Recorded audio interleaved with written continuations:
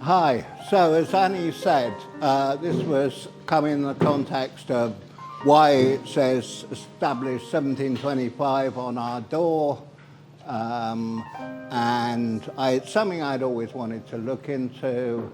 I've spent time in the Metropolitan Archives, the Surrey Archives, although as it happens, it turned out the answer, or quite a lot of the answers, were on my computer. Or at least available on my computer.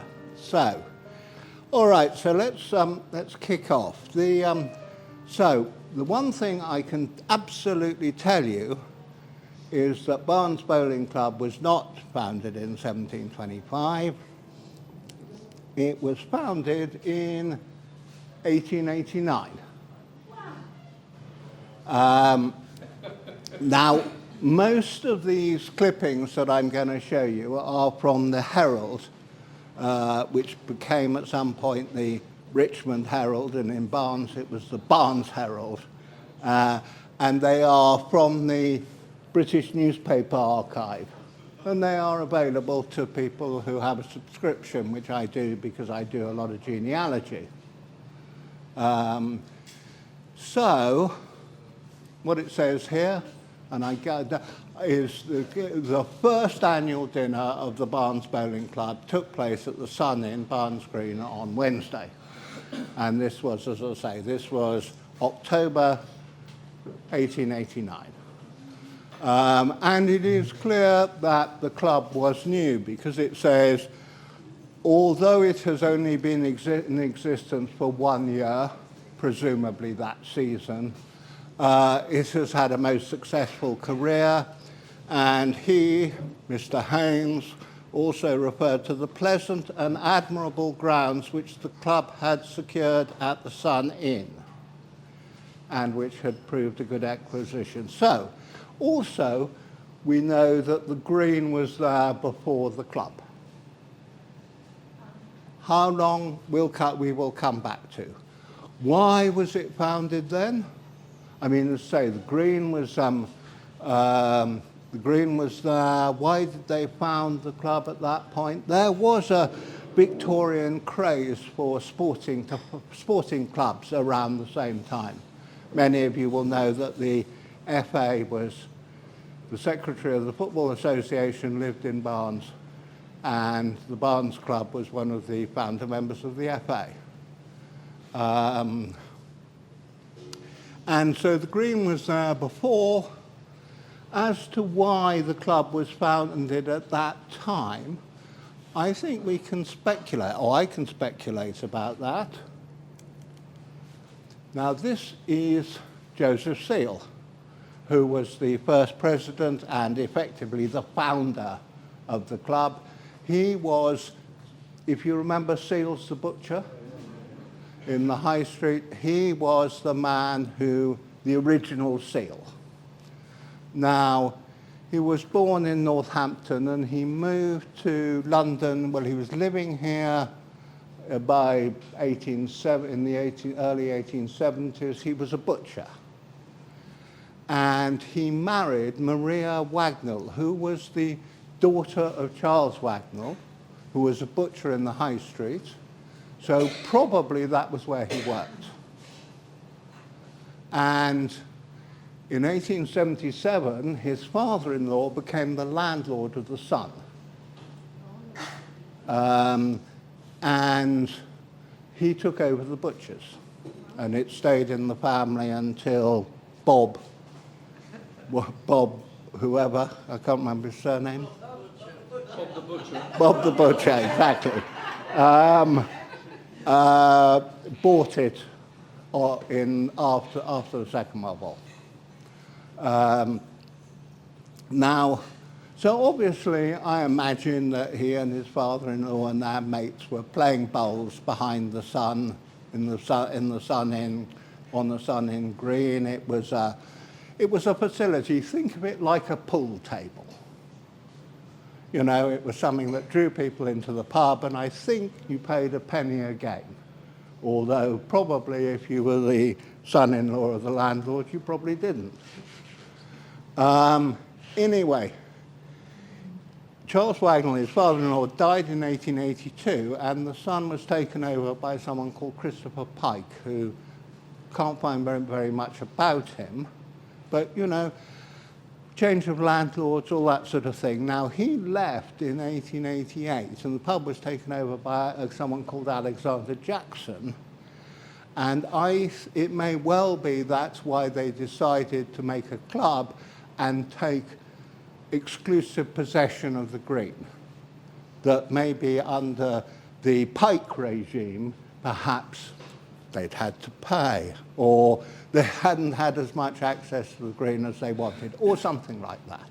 So that's my suspicion as to why the club was actually founded at that time, and that its purpose was to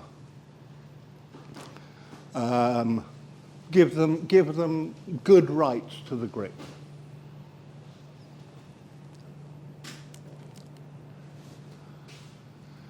So, and there are masses of press cuttings about this, you know. And it's only from the Herald. The Richmond Twickenham Times isn't online. The archives aren't online. But they all look. They're all much like this. They have the scores. So you know quite a lot of the members. In this case, the old-time green presented a charming appearance with Vauxhall lights glowing softly among the abundant foliage. So this is what our celebration is going to look like. Graced by the companies of ladies, and then they pretty well invariably start singing. You know, and there's a performance of this and that and so on. This is the visit of the Herne Hill Bowling Club in 1903. And I picked this one out as an example because of its crescendo, its finale, where it says they then formed the procession, this is the visitors, and made a tour of the green singing Bravo, Bravissimo, from forte to pianissimo, followed by a crescendo, the top stones of which were 3 hearty cheers. And then they sang the national anthem and they all went home.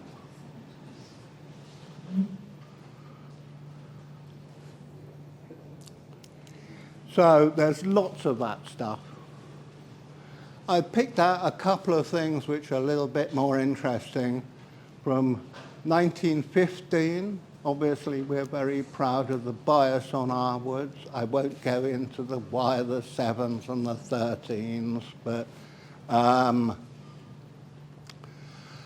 there was a somewhat lengthy discussion on the question as to whether newly elected members should be allowed to play number 3 bias woods.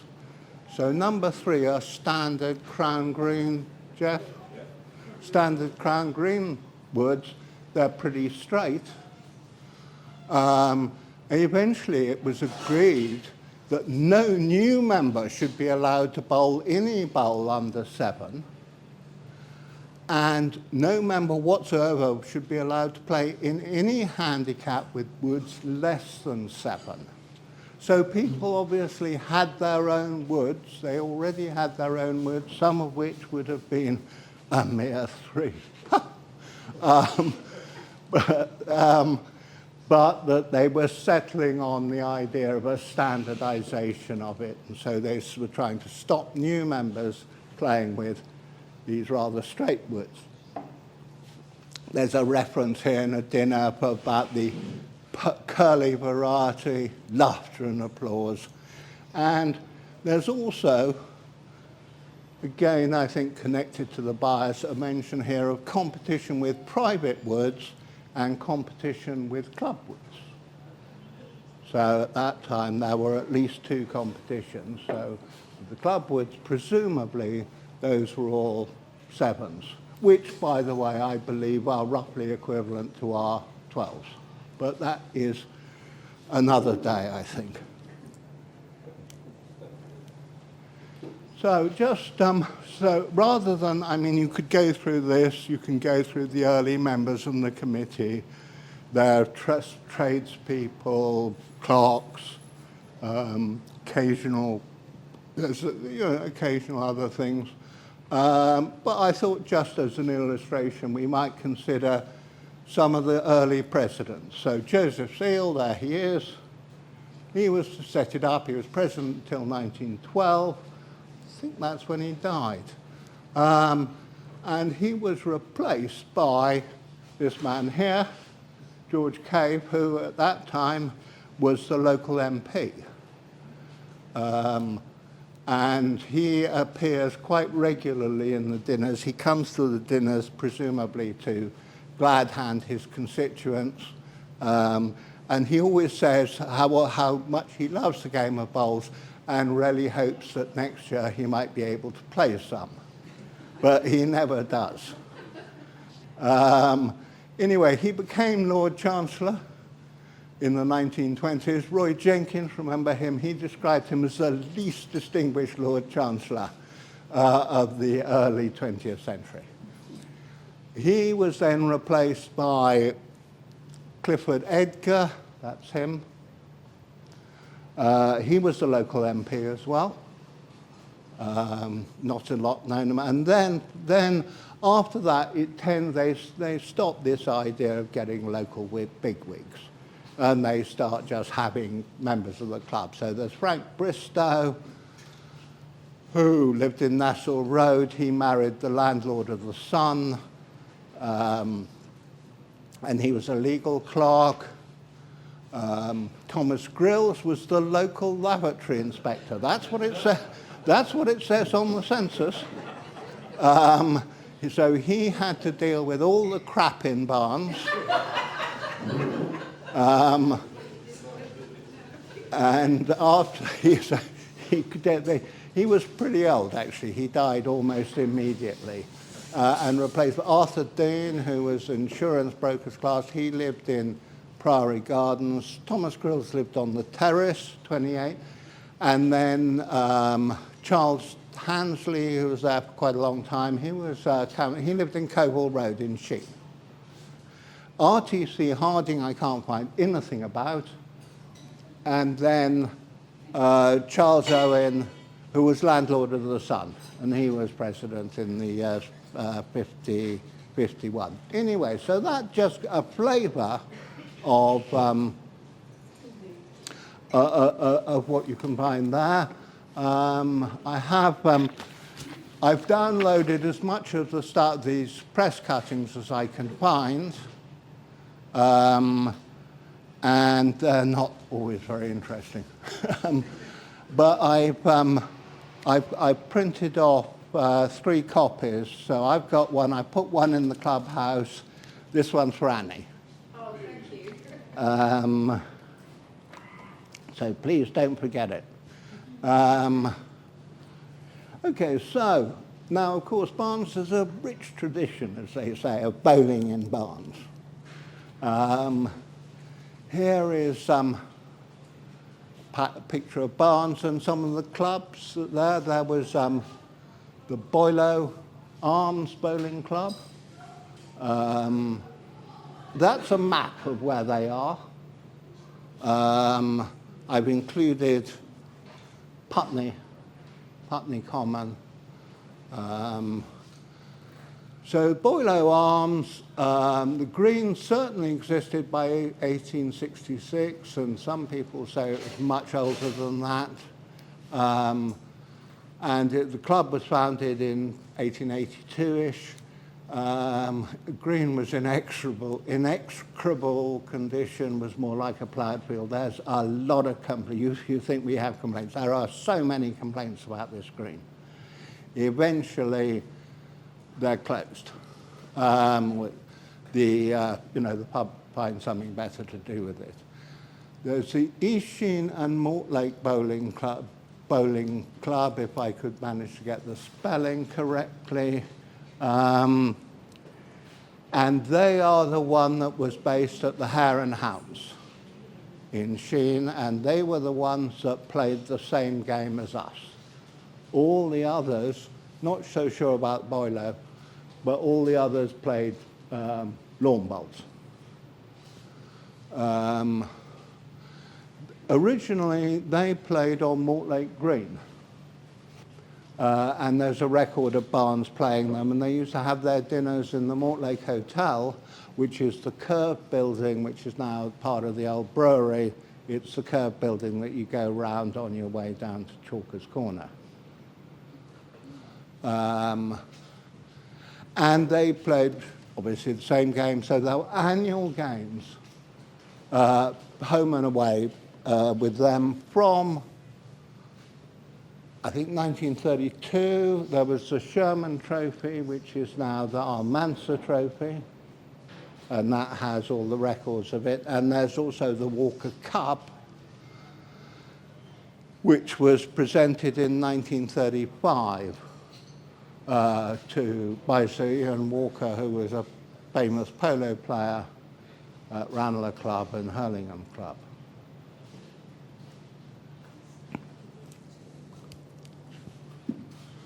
There was the Red Lion Bowling Club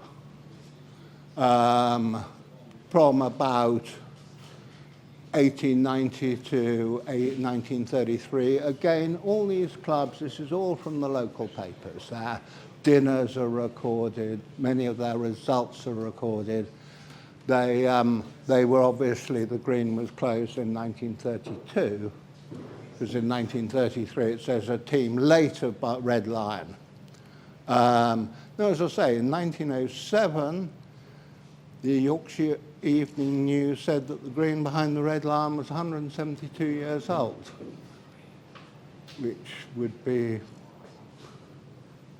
about 1735. And that was in a report about this event. Now, okay, what happened here, and there are various reports of it, is that at the Red Lion, they had a day playing bowls with Dutch cheeses. So they took Edam cheeses. A famous musical entertainer known as the White-Eyed Kapper was cutting the cheeses according to how much bias he thought the players could handle. And I'm pleased to say that the cheeses were subsequently presented to the deserving poor of the village. No connection with the Barnes Bowling Club, except that James Moore here was a member of the Barnes Bowling Club at that time, as well as being the provider of the cheeses. There's Barnes Common Bowling Club. Now that started on the Vine Road Recreation Ground, which is now the tennis centre. And it was built by the Urban District Council, Barnes Urban District Council, laid out, and then it moved to Vine Road, so this is their migration, to Vine Road in 1932, and last reference I can find to it is 1969. I can remember bowls being played at Vine Road. And to say that, and when they left, there was, at least for a time, something called the Rocks Lane Bowling Club, who played at the Rocks Lane site, which by then was at the front where the car park is now.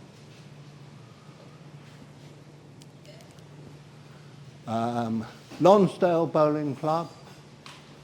Here is, of course, the Barnes Sports Club. That's still there. They were very, very serious club by the look of it. A Herodian, so that was, when it was a Harrod Sports Club.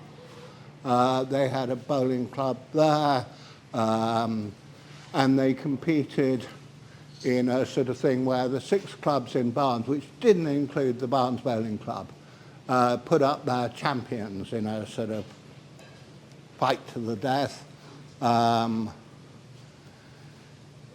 And again, some remarks about the quality of the grip.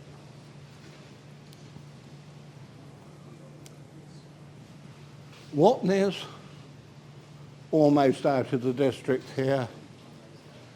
They had, and I know this person, they had 4 great greens, each of 4 rings. So they had enough for 16 games going on at the same time. And that was because working at Watness was actually a pretty cushy job. And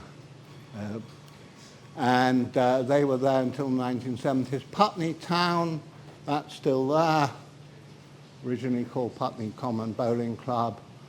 So they're still there. And there were some others, Barnes Townsville Guild, Priory Park Q. They're not on the map. Sheen Common Bowling Club, North Sheen Bowling Club, which is still playing, as is Sheen Common Bowling Club, I believe. So a rich tradition of bowling in Barnes, and meanwhile life at Barnes Bowling Club continues with, this is one of my favourites, this is from 1917, the annual general meeting. The principal officers were all re-elected. It was decided that no matches should be played during the hunting season and no competitions, and nothing of any importance was discussed.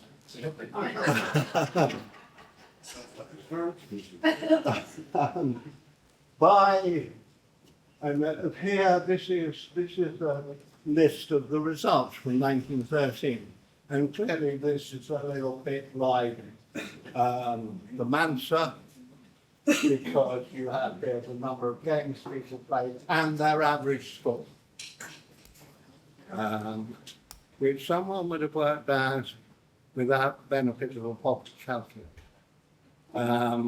So that was obviously how they did it then, and so you've got quite a list of playing members. Oh yeah, now there's a reference here to some of the old club boys. Who knows? The old players, the threes, the old curlies, and the IMs. Well, I think that's early 1930s. I'm sorry, I'll thing up on that. But by then, they're already saying that they think that the club might be 500 years old. So that's about 50, 55 years after it was founded.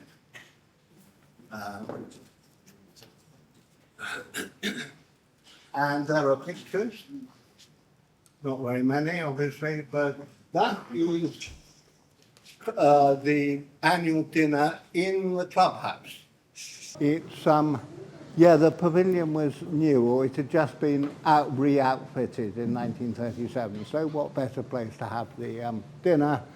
There's a picture of them from 1933 with the Ealing Conservative Bowling Club visiting. They're put at the back, and this is Ladies' Day at the Sun in 1936.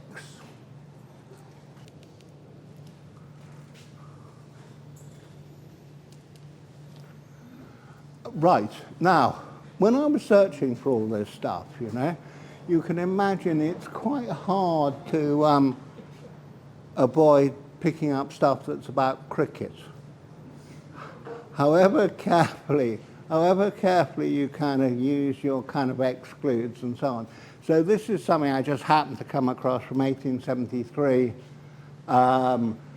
It's a match, it's in Ipswich, between a team of one-legged men and a team of one-armed men.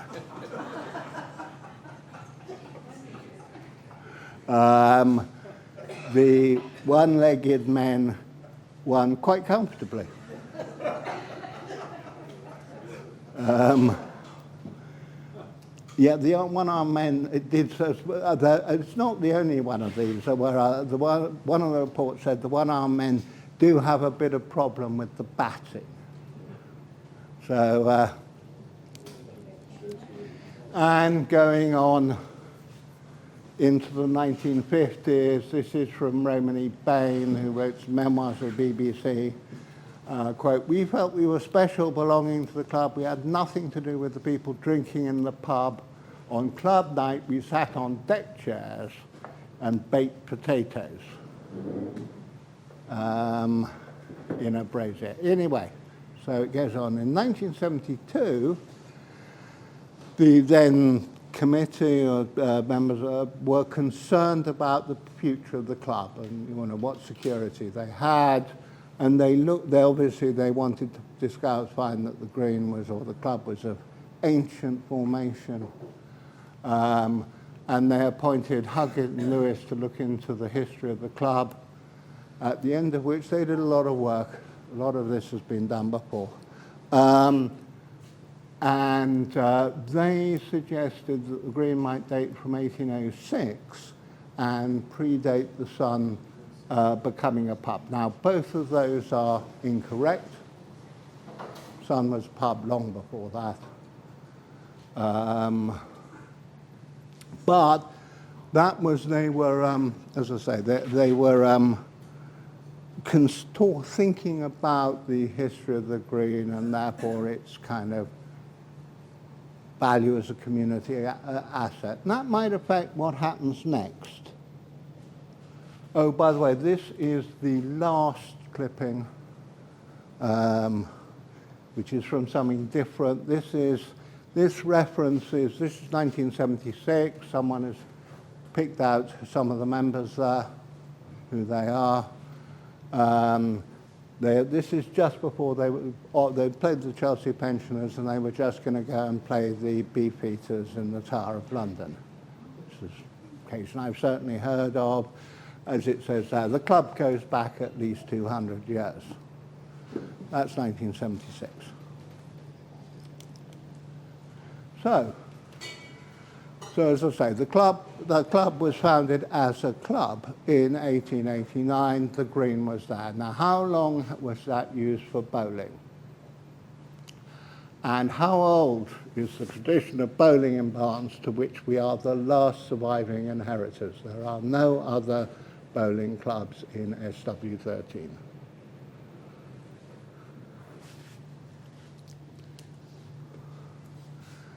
So the first reference to the bowling green is in 1693. This is from the manorial court records, which is, so this is where the records of transfer of land. So at that time, a lot of land in Barnes was what was called copyhold. It was owned ultimately from the lord of the manor. You could do what you wanted with it, but if you sold it, or someone inherited it, or you wanted to rent it, or something like that, you had to go to a manorial court, and you had to give the lords of the manor some money. And this is what gets recorded here. So here it says Bowling Green, and I don't know if you can read that, but that explains it all. So, well, at unum cottagium et decem perces terre vocatum le Bowling Green. That's it in English. The manorial court records quite soon after this turn to English, and it refers to one cottage and 10 perches of land called the Bowling Green. A perch is about 1/100 of an acre. That's right. Situated and lying on the Lord's waste, which means the common or the green. It may be that the Lord's waste is specifically the green, I'm not so sure, and so on. So at that point, there is a reference to this house as having land called, or the house being called, and the land, cottage and land, called the Bowling Green.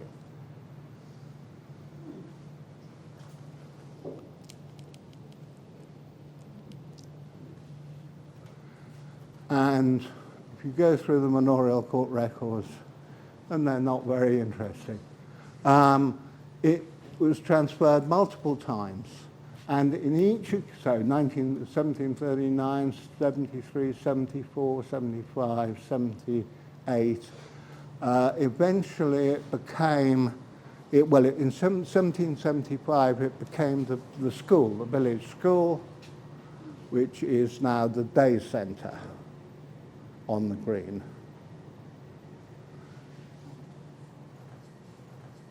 And here again, this slightly different cottage and 10 purchased of land called the Bowling Green, now converted into 3 messuages. In other words, it has been divided up into 3 separate households with, I think that means separate, you know, they're not like flats. I think a messuage is, it's the building and the land around it. Now, it would be perverse to suggest that there wasn't ever any bowling on that Bowling Green. But the point is, the wording here is designed to be absolutely clear about what piece of land they're talking about. If you look at this one here, there's a thing about Bowling Green, and here it says, well, it's this piece of land, there's this bloke on the left, there's that bloke on the right, and there's that path there, and then you go up there and there's a building that has lately fallen down.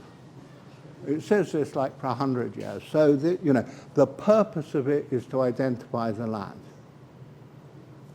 Now, you know, I guess there was a Bowling Green there, although I do find it a bit odd if someone had a piece of land and then they were using, the part of it was a Bowling Green. I mean, you know, but no matter. And later on, and I think the last reference, it refers to it as Bowling Green House. So it might be, again, that the Bowling Green is near it, but not, you know, that the called the Bowling Green is a way of identifying the place. Now, you know, it keeps saying 10 purchases of land. Just for your interest, our green is 17 purchases of land. And 10 purchases, assuming, because I've always assumed that it was here at the front of the what's now the day centre, this would be 10 purchases. But of course, as I say, it might have been near there. So we come on to the maps. Now this is John Rorke's map from 1746. It's meant to be very accurate. Now here, okay, I don't know if you can see this particularly well. This is the map, this is the modern here. So here, this would be Rocks Lane. Here's the green. Notice that the pond is rather larger than it is now, particularly towards Bebley Brook. So the Bowling Green, somewhere around there.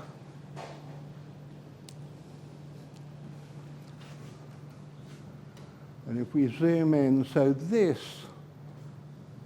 is what becomes the schoolhouse. So that is, everyone believes, the house called the Bowling Green. There possibly, as I say, could have been here. This is Rose Cottage, which was knocked down in 1903 when they widened the road. So could easily have been here. Yeah, as I say, I do find it odd that there's someone who had a Bowling Green at the front of their not particularly grand house on the green, you know? I mean, as a public facility, or even a private one. This, by the way, is probably where the belief that our green was an orchard comes from. Because if you look at here the sun. You look at it here. This is delineated as orchards. Now, as I say, Rourke is meant to be pretty accurate, but obviously I suspect he didn't just go wandering at the back of all these houses. So who knows what was really behind the sun at that time. One thing we do know is that he recognized a bowling green when he saw one, because here, this is actually from the same part of the map, but it's right down at the south end, Putney Bowling Green. And that is, there's Bowling Green Lane there, I think. It's still there, and it's near the Telegraph. And this road here is the A3.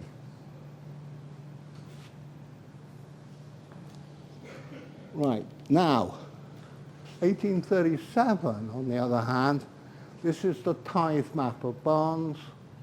So this was drawn up, who owed who to the church. That is the bowling green, our bowling green, behind the sun.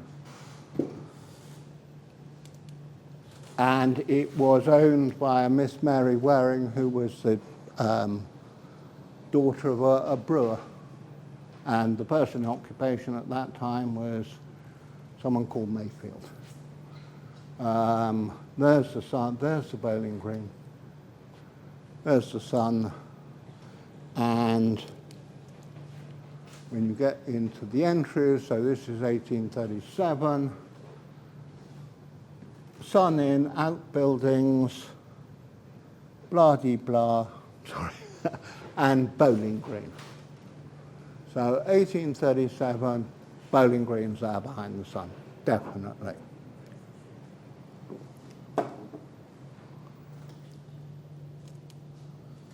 Now, this is from 1783. It's a map of all the copyhold land and barns. Unfortunately, our bit there's an index, but that part of the index is missing now. Just to tell you, this is the river here. So the map's the wrong way round. So there's the high street. There's the high street, there's the green, here's the sun. And if we zoom in, it says sun in. And here's the building, here are this one here, this piece of land here is where there was a shop, which, because that was built on the one, Barclays, you can see that there was a building on the end of it, and that's that. The pub obviously bought that at some point, I don't know when, modern times. Anyway, there is what looks like a pretty identical shape to what there is now and what there was in the tithe of 1837. So sadly, it doesn't say Bowling Green yet. We could fix that. But that's 1783. And the pub was definitely there by then and so on. And it is perfectly possible that the Bowling Green was there already. As I say, it was certainly there by 1837. Secondary sources are pretty clear about it. Barnes and Mortlake, as it was, says the school was founded in 1775 on the former Bowling Green site. And here, the premises were let by the owners Henry Hoare to the parish as a schoolroom and house for the schoolmaster, and the Bowling Green became a playground and garden. A new site had been found across the street at the Sun Inn. Now that's Mary Grimway and Charles Helston, that's 1992, Barnes and Mortlake History Society. So that sounds pretty good. Unfortunately, I can't find any documentation about this. I've been through the manorial courts of vestry. I've now been through all Mary Grimwade's notebooks. And she has stuff about the school, she has stuff about the bowling green. She has nothing about that idea that it was transferred in 1775.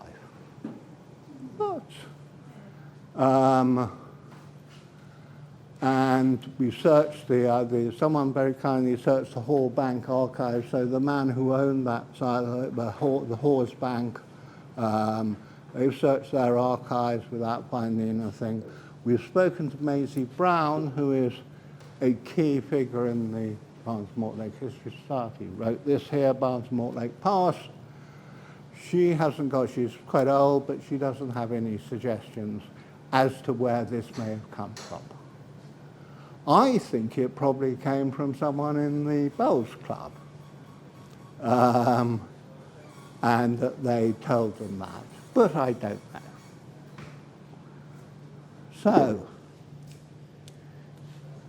So that is, as it were, the timeline. So 1693 is the first reference. So, there's definitely bowling in Barnes from before 1693. Where does the 1725 gate out we have come from? Who knows? Might be a misprint for 1723, 1775. There's an early reference to 1753 is the sun is definitely there.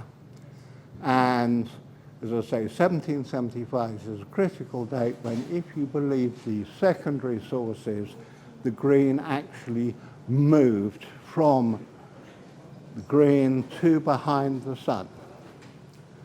And if that's the case, what is certainly true is that 1783 copyhold map shows the outline of our green in 1783, and by 1737 that is identified specifically as a bowling green. Club itself, 1889, obviously much younger than the green. 1972, Huggett and Lewis were first to try and establish what age the club might have been, and indeed the green. They got it somewhat wrong, but by then, and that's around the time this stuff from Barnes and Mortlake History Society, people were thinking in this area about how long the green had been going, as I say. And so the consensus was 1775, when the Bowling Green House became the schoolhouse. And that is definite. I mean, the Bowling Green House became the schoolhouse. So I think we can be confident that our green has been there since 1775, probably.